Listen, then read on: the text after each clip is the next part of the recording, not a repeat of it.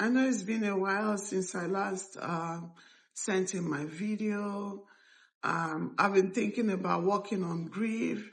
And at first, when I thought about grief, I hesitated because I wasn't so sure of how to pass across the message without minimizing how heavy it really is. Why thinking about it?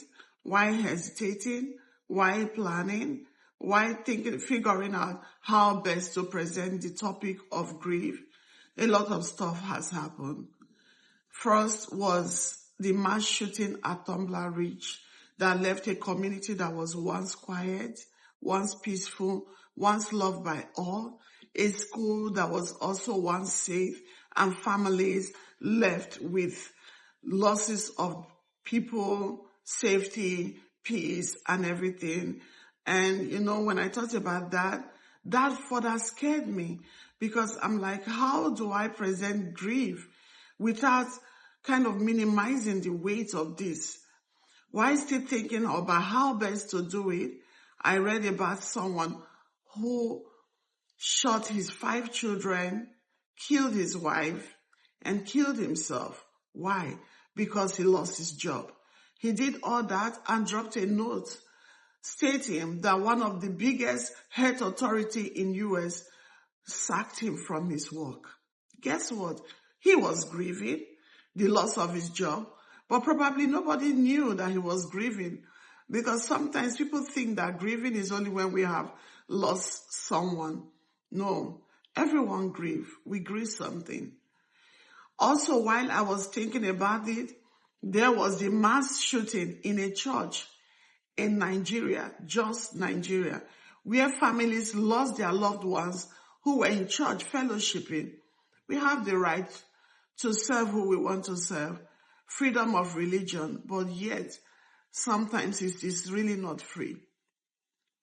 The most recent one that happened in Florida is the one that has to do with domestic violence, where the vice mayor of a city in Florida was killed by her husband, leaving that community grieving over her death, leaving the project that she was pursuing for that community, and leaving her family and friends and others who she has impacted in their life grieving. I know the examples that I've stated right now is all about the loss of people, bereavement. But however, grief is no respecter of anyone, and it cuts across every age, every race, every sex. People don't only grieve the loss of someone, people can also grieve the loss of the life that they envisaged.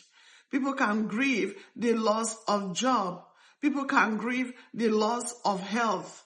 So technically, people can grieve for anything. And most importantly, most of the grieving is associated with the love that we have for things that we have lost. But however, people can also grieve over things that they don't love. For example, because of what ifs. Probably if I did this, this couldn't have happened, and all that.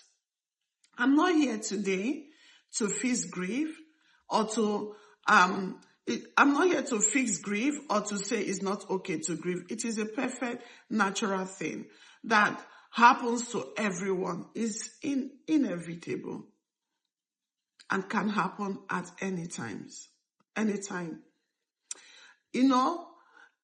Popularly, people talk about the 5 stages of grief: denial, anger, bargaining, depression, and acceptance. We should note that everyone grieves differently. Although we have those 5 stages of grief, it doesn't follow a linear path.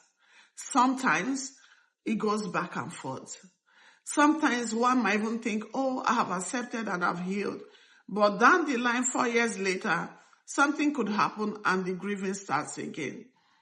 So in the series I'm going to be discussing about grief, we are going to look at how best to grieve in an adaptive way and live with the love of the things and acceptance of the things that we have lost, and also live a happy life. And I felt like there is no better time to discuss this topic other than this time that Easter just ended. Recall that Jesus imparted on so many people, and when he was dying on Friday, which we all popularly known as Good Friday, a lot of people grieved his death, including the community, the disciples, his friends, people who believed in him, people that he had imparted in their life. But however, despite all that happened on that Friday, on Easter Sunday, there was a resurrection.